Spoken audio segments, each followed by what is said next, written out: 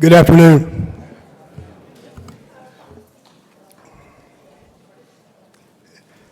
It's my pleasure to welcome students, trustees, advisory board, faculty, staff, and guests to the final presentations of the 2025 cohort of ELSEWORKS Business Analysts. I'm David Culpepper, faculty chair of ELSEWORKS. Before we start, I'd like to make a special recognition of a contingent of students from St. Andrews who is here or who are here today. Would you all stand up? Everybody.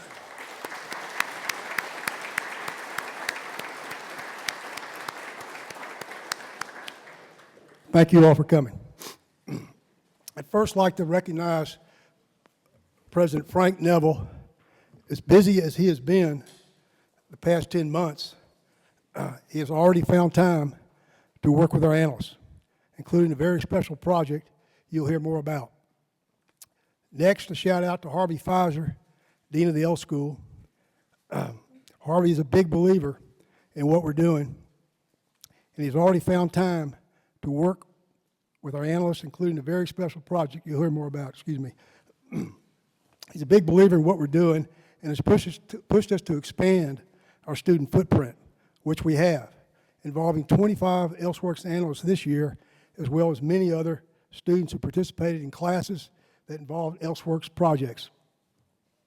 I'd now like to introduce two very special people that I would like to stand up, especially to me, my long-term ELSEWORKS colleagues, Dr. Penny Brenshaw, please stand, and Dr. Blakely Fender.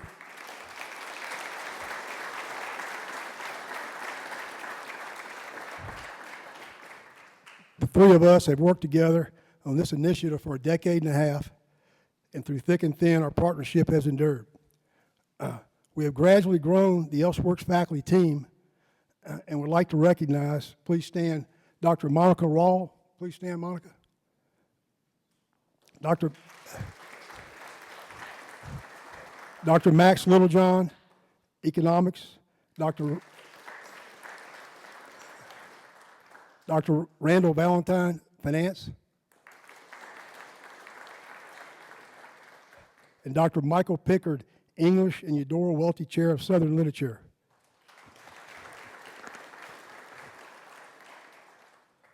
I'd now like to introduce the person that has the most day-to-day impact on these analysts, Landry Lemoyne.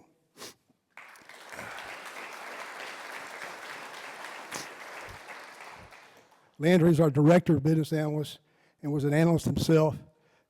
He's a great role model, both as a person and as a leader. I'd also like to recognize Paul Thomas, who's not here today, but who's working with us remotely from New York City, where he is attending Columbia Business School. I'd now like to introduce some special guests and partners in the community that have worked with ELSEWORKS throughout the year. Please stand as I introduce you. Dr. Kristi Hendrix. Kristi? Yep. Kristi's executive director at Midtown Partners, which you'll hear more about, and we work closely with, and I've had the pleasure of serving on its board for the past 15 years. We work with a lot of partners, but Midtown Partners is special to us as they are the ones that recruited us into Midtown, from which ELSEWORKS blossomed.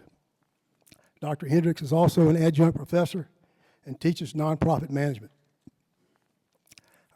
Monica Cannon, please stand up. Monica's in the back. Monica's a resident and business owner in Midtown. She's also the director of community engagement for Midtown Partners. Tanja Murphy. Tanja, would you stand up?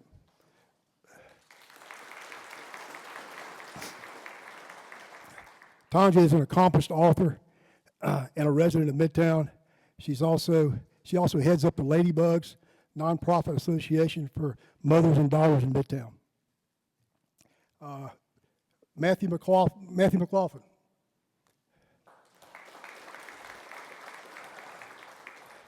Matthew does too many things to recite, but he's here on behalf of Fertile Ground, and it's one of our projects. You'll hear more about it. He's also an alum and on the advisory board for the L School. Roderick Red. Roderick, please stand.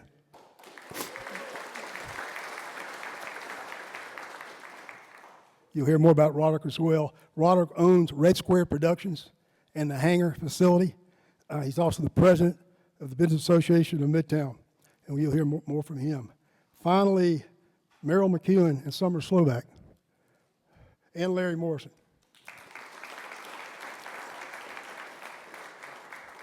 They represent Habitat for Humanity Restore, which is one of our projects. We're excited to have them here. As I turn it over to the students, I'll just say that these young men and women embody all that is good about Millsaps. Will Group 1 please come up front? Please hold your questions until the end of each group.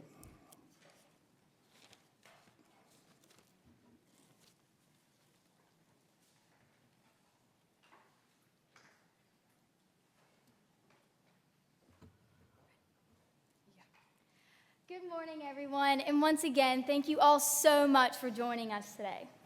Hello, I'm Margaret Richardson, a graduate analyst. And I'm Natalie Burke, a senior analyst, and together we are members of the ELSEWORKS communications team. We are thrilled to have you all here today. If you take a look at the flyer out in front of you, you will also see our ELSEWORKS analyst team, the largest one yet, with 21 talented analysts who work alongside our fabulous faculty who guide us and mentor us. You will also see some of those exciting projects that we've been working on. And like we said, please hold all questions till the end of the first project group.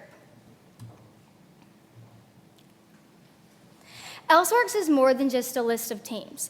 Our goal is clear. We're working to build connections between ELSEWORKS, Millsaps, the Midtown community, Jackson community, future students, families, and even potential employers.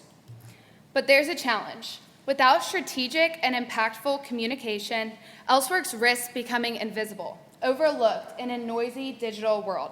Without connection, we lose the opportunity to share the story of our program, our analysts, and our community.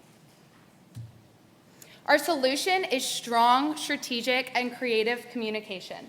This year, ELSEWORKS has enhanced our social media presence dramatically, crafting engaging content like analyst spotlights, interactive videos, behind-the-scenes posts, and vibrant Fun Friday posts. We also have dramatically expanded our LinkedIn presence, where we create bonds with professionals and network well. Now let's talk metrics, because the numbers speak volumes. Our Instagram results this year have dramatically surpassed our expectations. On this slide, the gray bars represent typical industry performance, while the purple bars show and highlight our averages. For posts, industry views average at 181 views, but we're achieving a much higher rate. The same is true for our post interactions. However, where we really shine is with our reels. They have performed even better. The industry standard for reel views is 301, but we're averaging 3,141 views, an incredible 10.4 times higher than the average. And reel interactions are the same story. These metrics clearly demonstrate we're not only reaching our audience, but truly engaging them. And what's even more impressive is that Millsaps has produced 3 of the best performing organic reels in Millsaps history. By both the metrics of engagement rates and views, this has been the most effective social media campaign in Millsaps history. We have been creating amazing content all year long, but today we want to give you a little insight into who we are as ELSEWORKS analysts. So sit back, relax, and enjoy the show. I'm right here at home, helping local businesses thrive and leading community projects. You'll see me in meetings, on the athletic fields, and involved in Greek life. Because this is where I belong. I've been showing up here, making a difference, semester after semester, proudly worn by those who do it all. Hats off to the future. Today we're changing what you think college students can create, and how we inspire action across this campus and our community. We tip our hats to the dreamers, the doers, and the difference makers. Welcome to ELSEWORKS.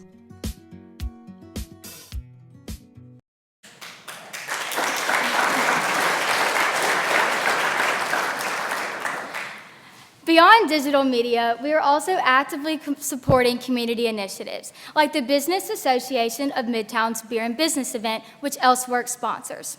We have also been working to do complete website redesigns of the ELSEWORKS websites and the Millsaps and the Midtown Depot's website to help show our dynamic and innovative spirit.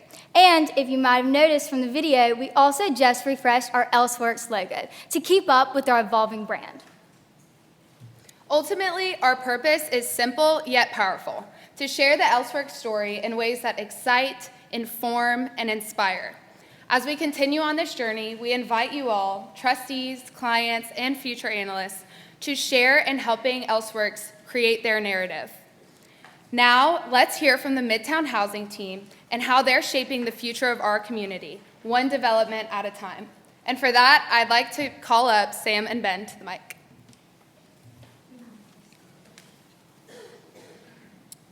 Hello, everyone. My name is Ben Anderson. And I'm Sam Willard. And we're senior analysts for the Midtown Housing Project. Imagine transforming vacant lots into thriving community spaces and homes, places where families will gather, play, and build lasting memories. So, what is Midtown? Midtown, located just west of the Millsaps campus, is a resilient community known for overcoming challenges through unity, strength, and determination. So back in 2022, former Director of Analysts Paul Thomas conducted a follow-up impact study of Midtown through ELSEWORKS. The results, as you can see, are actually pretty striking. Assets went up and liabilities went down over a 12-year period, but there was also a significant lack of affordable housing. That's where our project comes in. We want to build long-term stability in Midtown through homeownership. This year, our team pursued a strategic two-pronged approach to the project. Initially, we collaborated closely with Gina Daniels, Creative Economy Coordinator for Midtown Partners, supporting her vision for the Community Arts Garden by providing in-depth research, creative input, and financial analysis. Our goal is to transform the park into a vibrant community hub with spaces for art, recreation, and social connections. We have worked closely with Midtown Partners to focus on sustainable housing solutions. For this housing, we have evaluated multiple property lots across Midtown and provided detailed assessments to help Midtown Partners strategically select the best lots for future development. We have also researched creative funding strategies aimed at making home ownership more attainable for local families. We developed an effective property evaluation rubric considering crucial criteria like land grading, drainage, and overall neighborhood atmosphere. This ensures informed, strategic decisions about property investments. Take, for example, the lot directly across from CS's. It earned a desirability score of 42 out of 50, highlighting its ample space, flat terrain, and significant potential for diverse housing options. Working alongside Midtown Partners, our vision remains clear: creating spaces and homes that build lasting community connections and promote stable home ownership in Midtown. Dr. Hendrix, could you speak more on this initiative? Sorry. Yeah, this is one that we were really excited about. Back in the early years, Habitat was instrumental in coming in and initiating home ownership through our Habitat homes that were built. So we have a little over 200 homes scattered throughout the neighborhood. Just over the last 10 years, we've come back and co-developed almost $25 million of affordable housing, which of course is through rental. And that was the most effective and efficient way to do large-scale development for us. But now we realize that it's time to come back and again start focusing on not only home ownership and having to be creative in how we make that affordable, but also trying to help our residents who are current homeowners be able to do some rehab to the homes that they have. And so we're super excited. The team worked extremely hard on this, just starting to generate ideas. And of course, in the economy where we're at, with the cost of construction being so high, it's going to take some creative initiatives to be able to pull this off. So we look forward to continuing to work with the team and see where this really goes. Thank you. With this commitment, I would like to invite another team invested in the creative future of Midtown up here, the Hangar.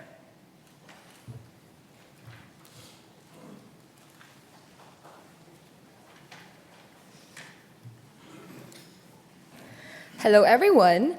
I'm Anu Matthew, And I'm Bo Gilkison. and we're both undergraduate analysts on the Hangar project. Imagine a thriving Mississippi, where the culture, talent, and creativity of this state is showcased to the world through the lens of film and media production. Imagine if Mississippi was not known only for its history, but also for its creative future.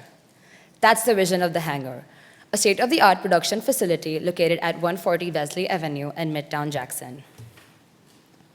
The idea comes from Roderick Red, founder of Red Squared Productions, an award-winning Black-owned company that's been telling Mississippi stories for over a decade. Like many creatives here, he faced a major obstacle: a lack of infrastructure, no soundstage, no affordable rentals, and no collaborative space. Meanwhile, the creative industry is booming. Film and TV production in the U.S. is projected to exceed $62 billion by 2030, and podcasting is approaching $27 billion. States like Georgia and Louisiana have tapped in, as you can see in the dark blue, but Mississippi in the light blue is still waiting on the sidelines. And that's what's changing with the Hangar. It's not just a soundstage, it's a full creative ecosystem. The co-working offices and RSP rentals are already up and running, supporting creatives and nonprofits with professional-grade cameras, lights, and audio gear at a fraction of the cost.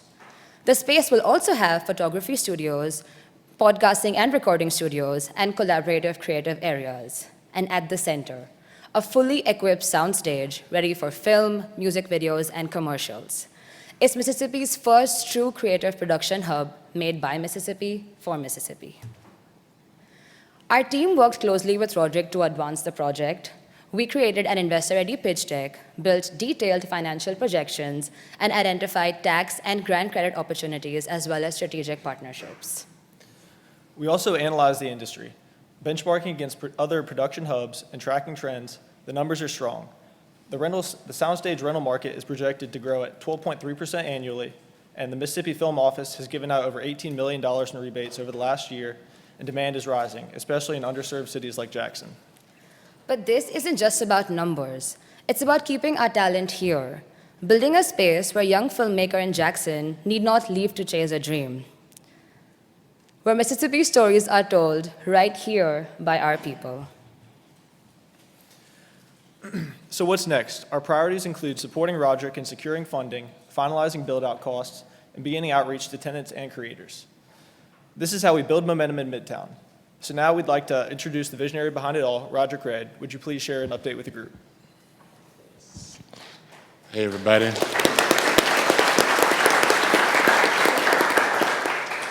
This is a phenomenal job, great work. It's been awesome working with the ELSEWORKS team over the past couple of years to try to bring this project to fruition. It's been going a little slow for me generally, but because I'm just an entrepreneur, I like to get things done. But we're making incredible progress in moving this thing forward, and I'm super excited about where we're going. The goal for this year is to actually start to engage some interested parties in pitching this idea as we're trying to do some significant fundraising. I've also added a few folks on my team as well to help even build this out even further. But this foundation that was built and this ongoing partnership with the ELSEWORKS and Millsaps and Midtown Partners and everybody. I purchased a building from Midtown Partners back in, I think, 2020, 2021. And, before that, I had rented it. And so this whole community, this ecosystem has been super important in helping me achieve my dreams and grow my business at Red Squared. And so super excited to be a part of this and excited to where it's going. So, yeah, thank you, guys.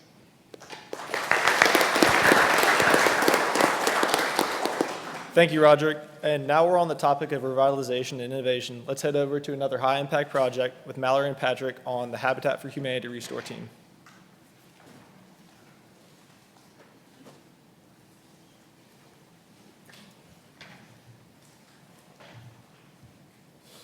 Hello, everyone. My name is Mallory Richardson, a junior analyst from Pensacola, Florida. And I'm Patrick Turner, a graduate analyst from right here in Jackson, Mississippi.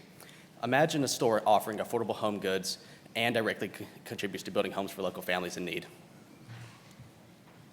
Habitat for Humanity Restore Mississippi Capital Area is exactly that, a nonprofit retail store selling new and gently used home improvement items, crucial for Habitat's mission. Recently, Restore faced declining revenue, threatening its ability to support community home building projects. To address this, we identified two key target markets, Test Hunter and Bow and Build. Bow and Build represents contractors and handymen aged 30 to 65 who visit Restore for reliable building materials. They value quick inventory access, building materials at discounted prices, and perks like bulk discounts to support their fast-paced work.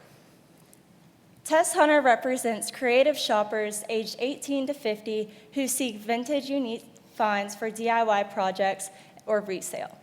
Inspired by Pinterest and Instagram, they love the Habitat boutiques, styled displays, curated experiences, social media updates, and events like thrift and flip contests and VIP shopping nights. First, we provided a reset plan for both the retail space and the warehouse layouts. Behind me, you can see in the retail layout, the tan sections now feature items such as furniture, books, and home goods for everyday shoppers like Tess Hunter. And in the green sections, items are now featured with tools, paint, and building supplies for contractors like Bow and Build. And here, in the warehouse plan, we developed an acronym called TACS, which is Test, Assemble, Clean, and Sort. This acronym drastically improved warehouse efficiency, and it helped quickly locate and categorize inventory and enabled faster restocking of the sales floor.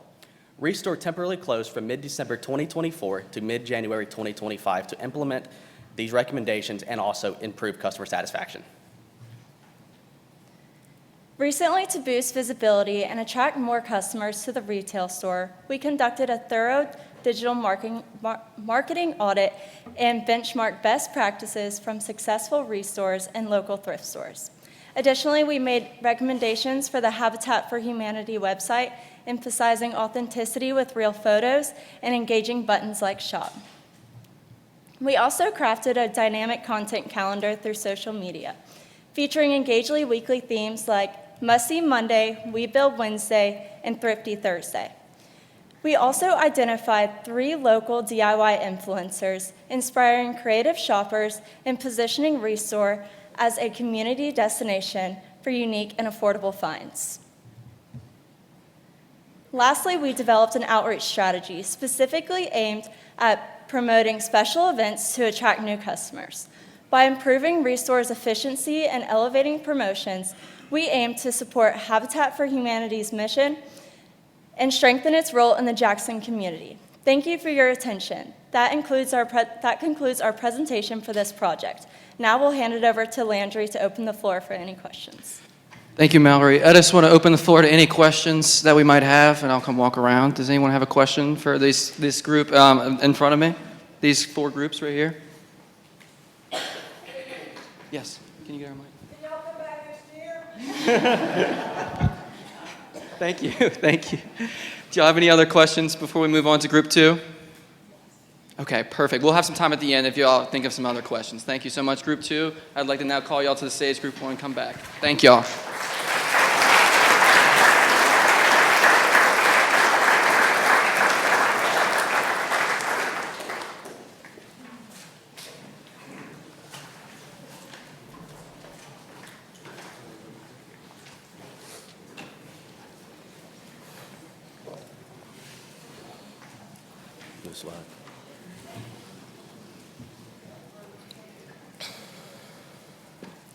So, I'm going to start things off with a question. What comes to mind when you think about traditional coffee shops? Maybe it's Dunkin' Donuts, Starbucks, Dutch Bros, or maybe you're like me and you think about long lines, incorrect orders, and that barista spinning that stupid little screen around just to get your name wrong. I mean, how hard is it to get Brady correct? Well, my name is Brady St. Martin, and this is Brandon Ben. And we are super excited to share a revolutionary solution to this problem. Zeek, an innovation project brought to you on campus in collaboration with Trey Malone of Northshore Coffee. With Zeek, these coffee shop inconveniences will be a thing of the past. Zeek, a first-of-its-kind automated beverage machine conveniently located in the Leggett Center just outside the cafeteria, represents the future. Automated machines such as Zeke promise accurate orders every single time, shorter wait times, and increased efficiency, leading to significantly improved customer satisfaction across the board. This will prove to be paramount in high-traffic areas such as college campuses, airports, and commercial office spaces. Thanks to Zeke, Millsaps students don't have to deal with long wait times and inefficient service. Best of all, Zeke will only get your name wrong if you want him to. By bringing this innovative technology to campus and positioning it for success, we have helped deliver return on investment for Trey Malone's initiative. So, with Zeke finally now live on campus, our beta testing began. Over recent weeks, we've conducted market research feedback and developed social media campaigns to establish Zeke as a brand on campus. This experience has been both really exciting as well as really challenging. We've learned while you can't please everyone, there has been a ton of positive outcomes. See, Zeke significantly reduces wait times and consistently delivers quality beverages. However, we have also identified some limitations. Even though Zeke is faster than a normal barista, he's currently offering less variety, featuring only cold beverages. And despite consistency, some users still prefer personalized, handcrafted drinks. So, recognizing these challenges, our team has continuously improved service quality, promotional activities, and personalization strategies. We're even personifying Zeke with a mascot to foster stronger campus connection and transforming it into a community asset. In the spirit of this, we recently hosted the Zeke Energy Expo, where over 100 Millsaps students sampled beverages and participated in voting for Zeke's new mascot. This event successfully boosted community engagement, increased awareness, and provided direct insights to further enhance our offerings. Ultimately, our goal is for Zeke's success to set a precedent across the coffee industry for innovation. We're excited about this journey and look forward to shaping the future one perfectly crafted beverage at a time. So, from coffee to beer, I'd like to invite Claire Reynolds up to the stage to talk a little bit more about Fertile Ground.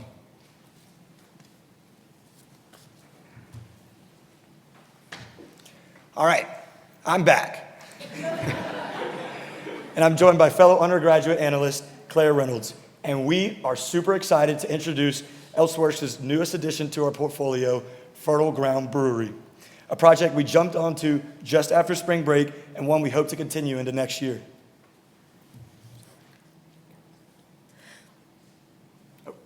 Located in Belhaven Town Center, Fertile Ground has quickly become a Jackson favorite. Since opening in 2022, it's built a reputation not just for high-quality beer, but also for creating a space where community, culture, and conversation thrive. The brewery is co-owned by Matthew McLaughlin, a Millsaps alum. We met with Matthew and toured the facility to discuss his vision for Fertile Ground's growth. Our work with Matthew centers around several key goals to help the brewery scale responsibly and sustainably. Right now, we're focused on three primary areas: conducting market research to guide strategic growth, exploring financing options to expand production capacity, as well as identifying potential locations for expansion across the state. To support these goals, our team distributed a consumer survey. This was a follow-up to one led by Dr. Rawal's marketing class, who back in 2020 worked with Matthew to test the initial concept for Fertile Ground. To date, we've received 615 responses in the ongoing survey, and a key finding from a sample of majority mothers indicates a strong belief in the lasting appeal of the craft brew industry. This kind of data is incredibly powerful. And the data comes in at the right time. See, Mississippi ranks 50th nationally for number of craft breweries per capita. And since 2019, the state has seen a 35.7% increase in breweries. And when looking to compare to states like Georgia and Tennessee, the market is still wide open for thoughtful, well-positioned growth. With Matthew's vision and our data-driven support, Fertile Ground is well-positioned to expand its footprint while continuing to serve as a leader in Mississippi's growing craft beer scene. Matthew, would you like to say a few words? Right over to you. Yeah, thank you.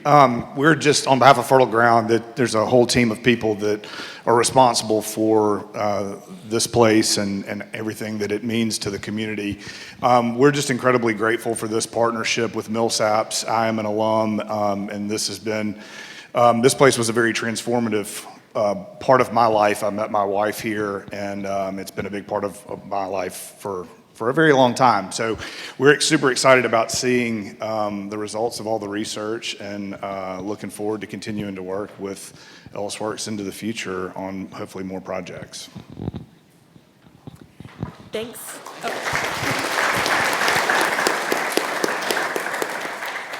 Thanks so much. And now we're passing it over to Connor and Nick with an update about Midtown Depot.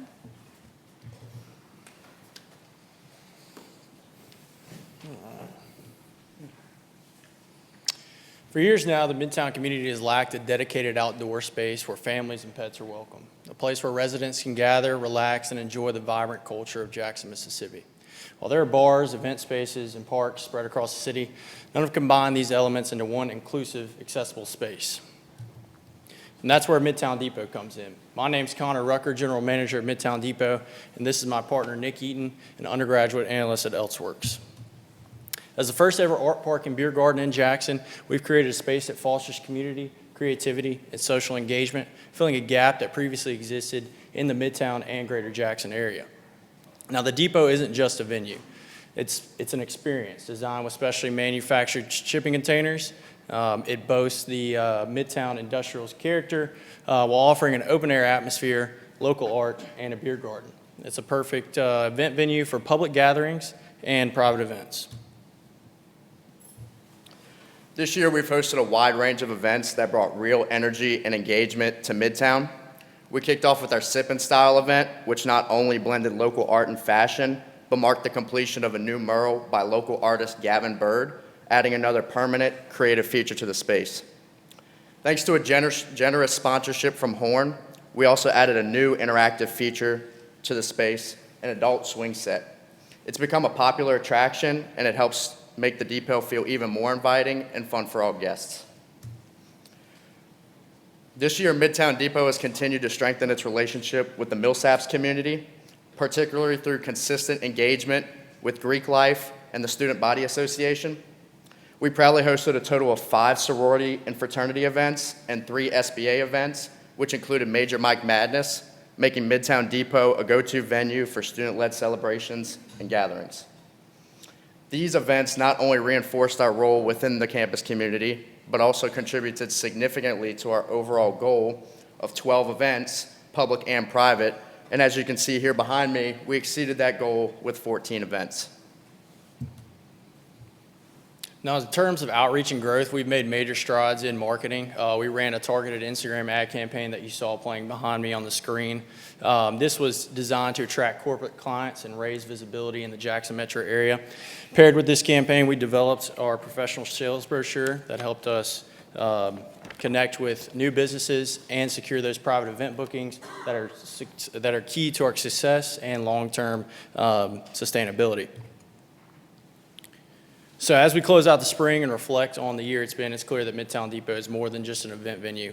It's a creative, community-centered solution to a real need in the Midtown community. From partnerships to physical improvements to stronger brand awareness, we've built an impact that is lasting, and we're excited to build on that momentum in the future. Now, speaking of future success, this Saturday we are hosting our football seniors and our very own SAA Coach of the Year, Coach Lechtenberg. With that, I would like to introduce Matthew and Kynlee with the Millsaps Football Project.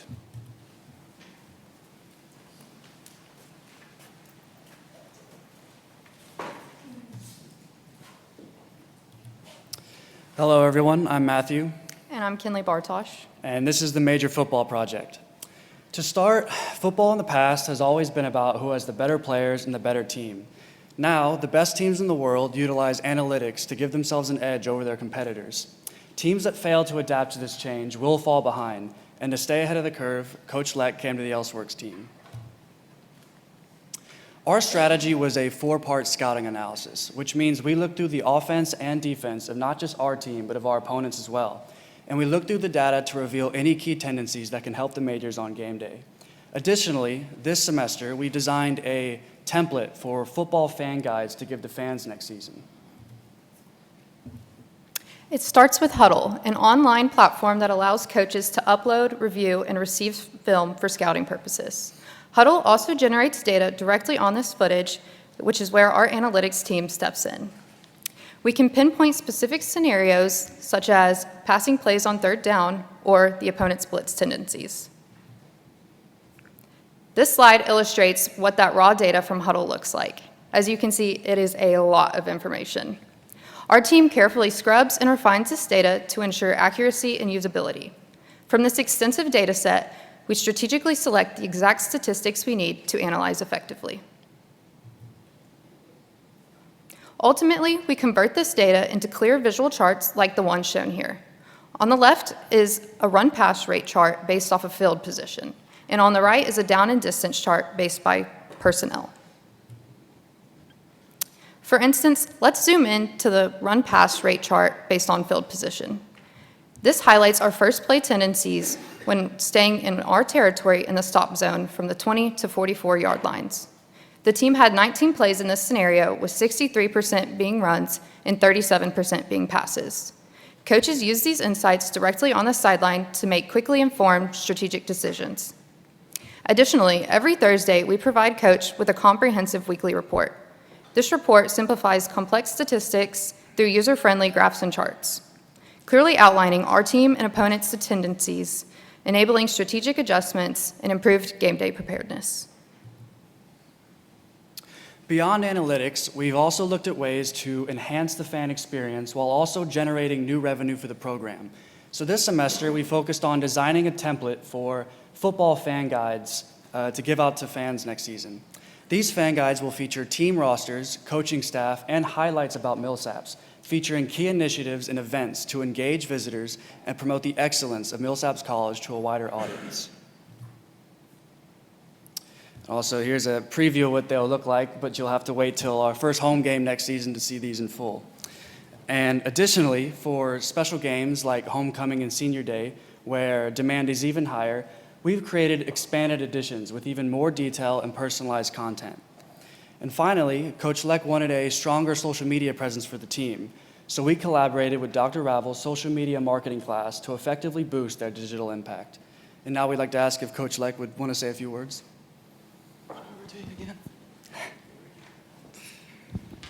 Yeah, I am guilty of big ideas at times, and I think this started at a crawfish boil with Dr. Kynlee talking about the resources they had available. And just for a frame of reference, a Millsaps grad is currently on staff at LSU as a football coach. They have approximately 50 people that report directly to the head football coach. Expanding the infrastructure of the football program was a big piece of this, and I give huge credit to the L School for holding me accountable for that. I kind of brought them the idea, and then as July hit, I wasn't quite ready to move forward, and they pushed me forward and really did a fantastic job. I think we're at the tip of the iceberg in terms of what the ELSEWORKS team can do to continue help building the football program, and there's been a lot of residual effect through the social media classes. On the fan mock guide, we've already picked up our first sponsorship for next year, which is built around the social media presence. It's built around the fan guide. So it's starting to pay dividends already. So very much appreciate that work they've done and look forward to the continued relationship.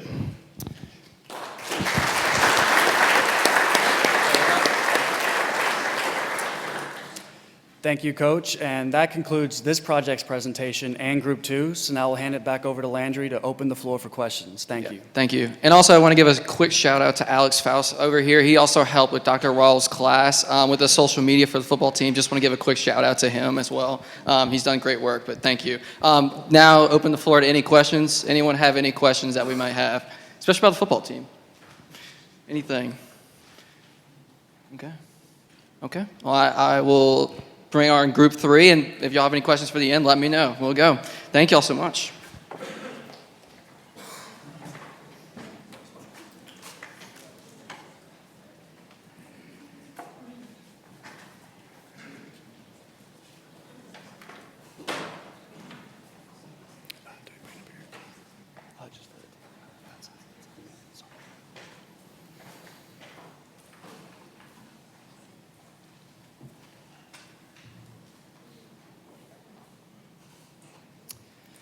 Hi, everyone. It's Matthew again. And I'm Ana Cuesta. And we're excited to introduce River Remedy, Mississippi's first vertically integrated medical marijuana business, handling everything from cultivation to processing and retail.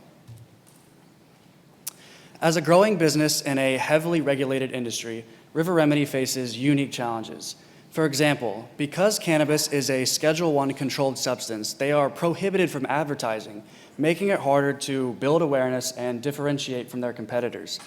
To solve this, River Remedy's co-founder and Millsaps alum, Brad Chisholm, along with his son, CEO William Chisholm, asked us to explore a strategy that could both help build brand visibility and reduce costs. The Green Initiative, combining solar power with electric vehicle adoption. River Remedy's 37,000 square foot facility runs 24/7, requiring LED grow lights, HVAC systems, and heavy machinery. And in 2023, their electricity use totaled 1.8 million kilowatt hours, the same used in about 200 US homes in a year. Recognizing this substantial energy demand, our team explored sustainable solutions, leading us to propose a comprehensive solar panel system designed specifically for River Remedy. The projected system cost is about $5 million, including land acquisition. But thanks to potential state and federal tax incentives, hopefully, the upfront cost could drop significantly, up to 40% off. The second piece of this plan was evaluating electric vehicles for River Remedy's deliveries. This would help them reduce long-term fuel and maintenance costs, while also aligning with their commitment to sustainability. After comparing several options, we recommended the Canoo LDV 190. It's an affordable, modern, and reliable option that's used by organizations like Walmart, the US Army, and even NASA. At $35,000, it offers a 200-mile range, real-time diagnosis, and software updates, and it's also eligible for up to $7,500 in federal tax credits. Compared to gas-powered vehicles, EVs save up to 50% on fuel and require half the maintenance, making this both a sustainable and smart long-term investment. To maximize the electric vehicle's efficiency, we evaluated route planning tools. After comparing multiple options, we recommended Maptive, a software that's user-friendly with advanced mapping tools like heat maps and demographic overlays. It's perfect for small teams looking to scale smartly. Looking ahead, we're helping River Remedy explore market expansion opportunities, analyze consumer trends, and use this sustainability strategy as a competitive edge in both their operations and branding. And last month, we presented our findings at the Academy of Business Research Conference in New Orleans, gaining exposure while deepening our understanding of sustainable practices across industries. And now, from cannabis to coffee, we're now going to hand it over to Umema and Kynlee to walk us through the Coffee Prose project. Thank you.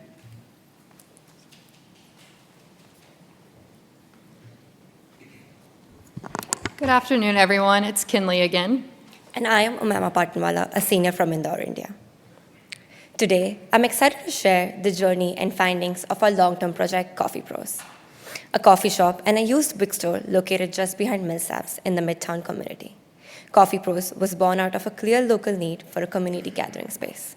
While the shop has filled that gap, our analysis shows that there's still room for improvement, especially when it comes to its coffee pricing and book retail.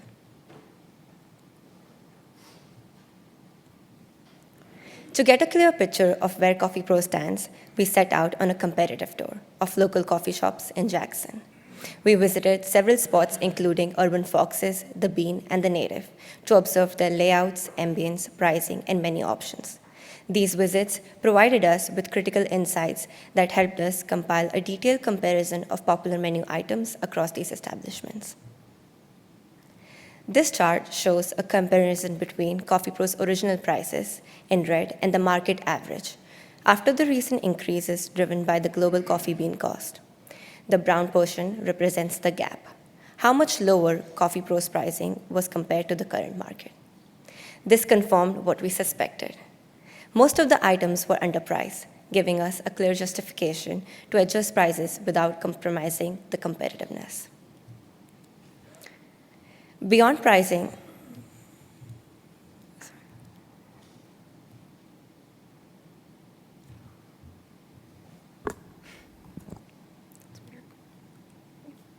Beyond pricing, the customer experience is equally as important. We analyzed Coffee Pro's internal store layout and explored ways to enhance the space. Our focus has been on enhancing the experience for both coffee lovers and book lovers by recognizing the high profit margins for the books. We recommended adding more bookshelves. This change not only highlights the bookstore aspect, but also creates a more inviting atmosphere. We also designed a layout concept that integrates both the coffee and book elements with a curated book display at the front to make the space even more engaging. Additionally, we suggested optimizing the seating arrangements to improve comfort and encourage longer stays. Looking ahead, we are exploring the development of a nonprofit initiative that would involve Millsaps students across the curriculum. Our preliminary research on similar programs at other colleges suggests that a student-led nonprofit arm could enhance Coffee Prose's community impact while providing experiential learning opportunities for different majors, including English, communications, art, and business. Dr. Pickard, would you like to say a few words on this? Sure, so thank you. We're really excited. We see an opportunity for cross-disciplinary collaboration between our humanities students and our middle school students. We think that collaboration could take the shape of transforming Coffee Prose into a learning lab in which our students would collaborate to essentially operate the coffee shop. They would get to work on the social media and the marketing together. They would collaborate on the pricing and the inventory. And they would work together also to create a kind of experience that typifies the values of our campus community. So this would be an opportunity for our students to get out of the classroom and apply what they've learned in the normal context of coffee shop and bookstore. And then we wrap that back around into their studies so that they get a chance to reflect on the experiences that they're having in Coffee Prose. So in short, this seems to us like a really exciting and innovative opportunity to help Millsaps stand apart in terms of the educational experience that it provides to its students. So it couldn't be more excited, it couldn't be more grateful to the team of analysts that worked on this project. Thank you, Dr. Pickard. We have finalized our recommendations and our store layout adjustments and have presented them to Coffee Prose. Now, shifting from Midtown to downtown, I invite Natalie and Padma with the Downtown Jackson project.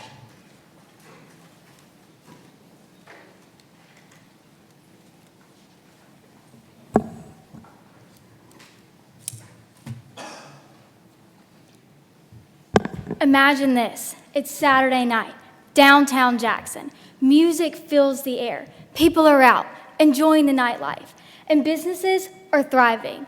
But as night goes on, the energy takes a shift.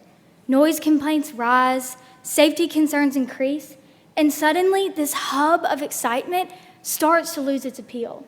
Downtown Jackson has so much potential, yet it struggles to find the right balance between growth and structure. Once again, my name is Natalie Burke. And I'm Padma, a graduate analyst here at ELSEWORKS. And we have been working to support Liz Brister as the president of Downtown Jackson Partners and a Millsaps alum in her efforts to revitalize downtown Jackson. Our role is not to create policy, but to gather evidence and see what's working in other cities facing similar challenges to downtown Jackson. This is just one piece of a larger puzzle in revitalizing downtown Jackson. Our research has focused on 3 key ordinance issues currently facing downtown Jackson. The first is a late last call time. With bars being able to operate until 2 a.m., this can create unpredictability and cause a greater increase in late night crime. The second is a lack of defined entertainment districts. Without clear areas for residents and businesses, they can start to clash.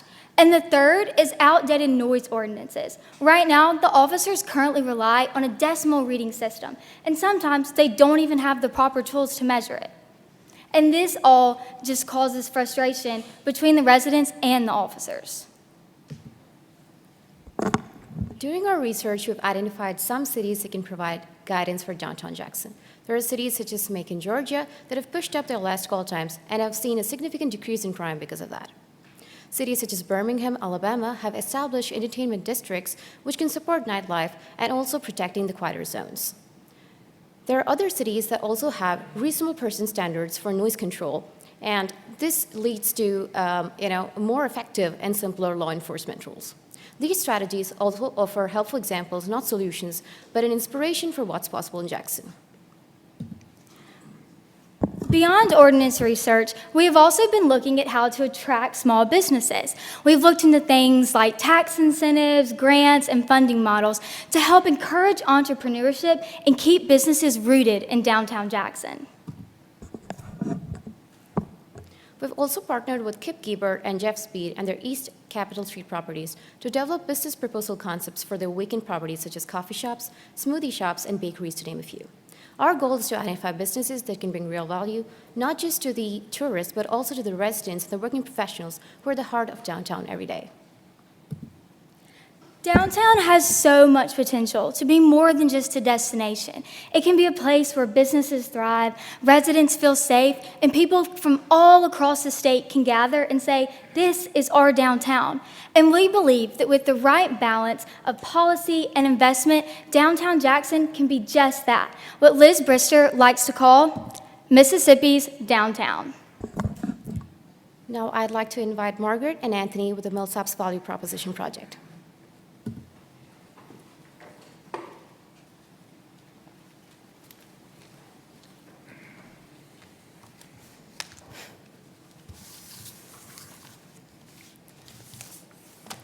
Again, I'm Margaret Richardson. I'm Anthony Jasinski. Picture this. You're at home and your child just received 2 acceptance letters, one from Millsaps and one from Ole Miss Honors College. They drop their backpack, rip them open, and start comparing. Ole Miss, priority registration, exclusive dorms, and of course, SEC football. Classes may be big, but hey, the Grove on game day is even bigger. Then they glance at the Millsaps letter. It's different, more personal. But in their head, they're weighing big school perks with something else, something less flashy, but just as important. They look at you and they ask, so which one? You see, they're not just choosing a school, they're choosing a college experience, one shaped by scholarships, campus life, and opportunities. This is the decision high-achieving students face every year. And that's why President Neville asked us to analyze our position, evaluate our competition, and ensure that Millsaps remains the top choice. So let's dive in, where Millsaps stands, what challenges we face, and how we win these students over. Millsaps offers a rigorous, personalized education. With a 9-to-1 student-faculty ratio and strong mentorship, we deliver a top-tier honors experience. We build a strong reputation for producing leaders in research and professional fields. But in today's competitive landscape, we must ensure we continue attracting top students. Our research confirms that Millsaps competes not just with local private institutions, but also with well-funded honors colleges at large universities. To understand our position, we met with several individuals, including Aaron Pelch, who is VP of Enrollment. We also met with students in honors colleges around the Southeast, and they all gave us very valuable insights into our key competitors. While many of these schools claim to offer the same academic rigor as Millsaps, our research tells a different story. We found a clear disconnect between how these institutions market themselves and what the students are actually experiencing. They may promise small class sizes and personalized attention, but in reality, students often find themselves lost in lecture halls without the close faculty relationships that define a Millsaps education. In fact, of the honors colleges we researched, 72% of students that enrolled did not graduate with honors, a telling sign that the experience often falls short of expectations. Additionally, today's students are making decisions based on more than academics. We found 3 major factors often drive their choices. The first being large merit scholarships, including full ride offers. Then priority registration, exclusive housing, and lifestyle perks. And the overall appeal of a big school experience with athletics, brand recognition, and well-funded extracurriculars.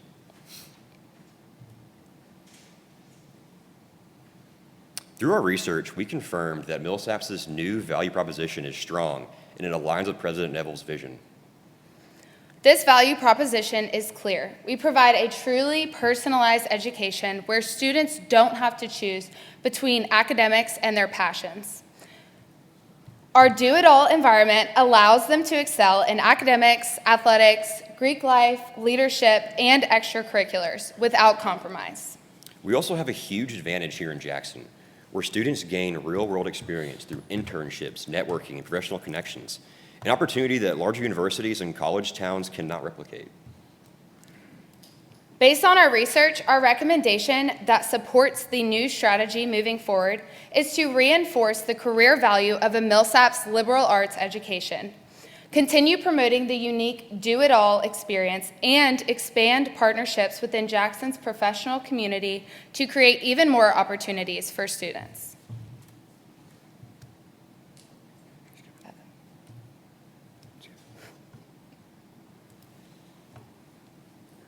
To ensure the success of this strategy, we recommended a robust communications approach to clearly highlight the value proposition. We met with Stacy Gaines, who is VP of Marketing and Communications. To showcase what truly sets Millsaps apart, we recommended a targeted digital marketing strategy that highlights the messages that every student is in the Honors College. This approach includes storytelling through videos and alumni success features, increasing engagement on platforms like Instagram, and positioning Millsaps competitively by emphasizing its small class sizes, mentorship, and academic depth. We also suggested strengthening outreach efforts by building closer ties with high school counselors and local organizations. This strategy isn't just about standing out. It's about telling the truth about what Millsaps already is. Because at Millsaps, every student is in the Honors College. And that's why your child chose Millsaps.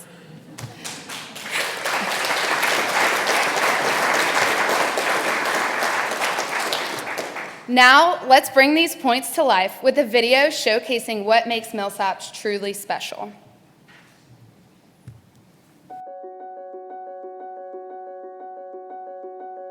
Oh, it's my boyfriend's birthday and he really loved his gift. Happy birthday to you.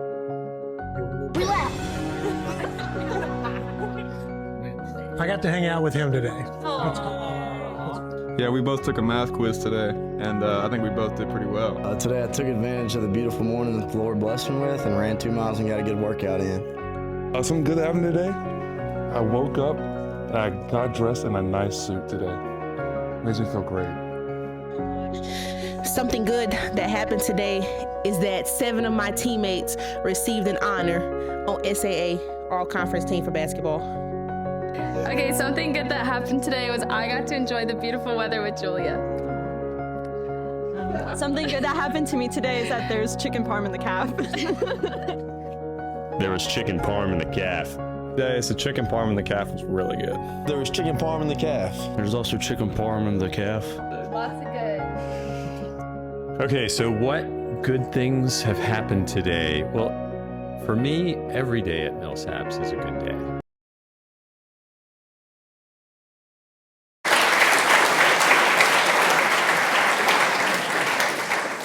That concludes our presentation. Thank you for your attention, and we'll now hand it over to Landry to open the floor for any questions. Thank you all. Do y'all have any questions for us today for any of these presentations at all? This group, anybody else? Yes. One for the Midtown Depot team. What was the most exciting or rewarding part of y'all's project so far?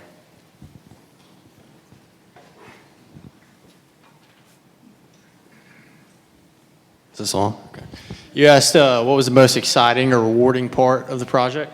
That's a good question. I think that being involved early in the development of the space and the physical improvements of the space was really rewarding.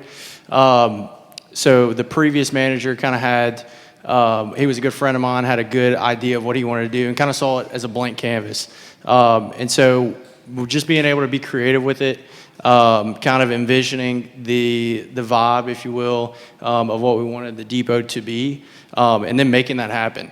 And then now when we have, clients or whoever it may be, potential clients come out looking to, use our space or whatever it may be, they're very impressed, and it's like, I had no idea this was here. This is amazing. And so it's kind of rewarding to see that something that you envisioned come to fruition, and then also it being something that other people can utilize and be proud of.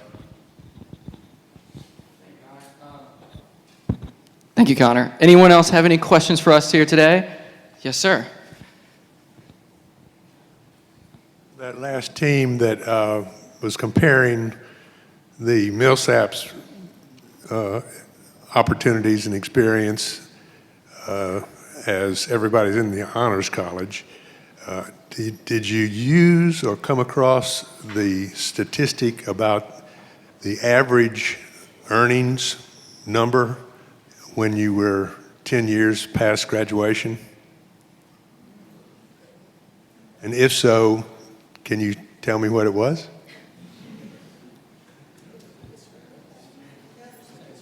You get back to us later? Thank you so much. You want one?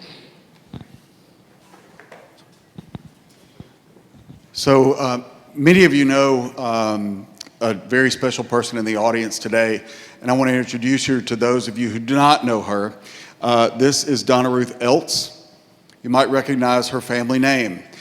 Charles Eltz is her father. And I have one question for Donna Ruth, and that is, what would your father think of the legacy that he's developed today? He would be so very proud of all of you.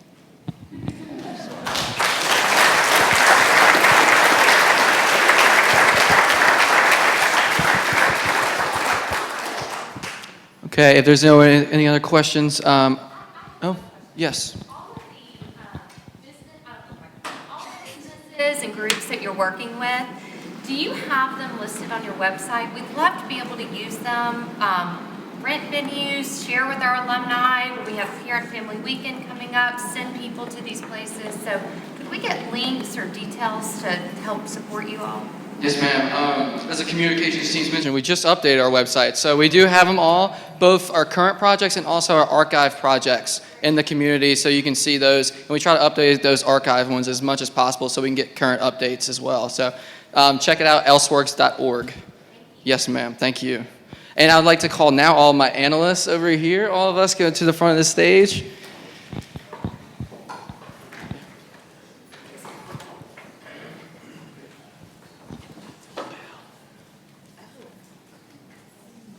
And as I guess the representative of the team, I just like to say thank you, and now we want to thank y'all so much for being here, for y'all's attention. Thank y'all.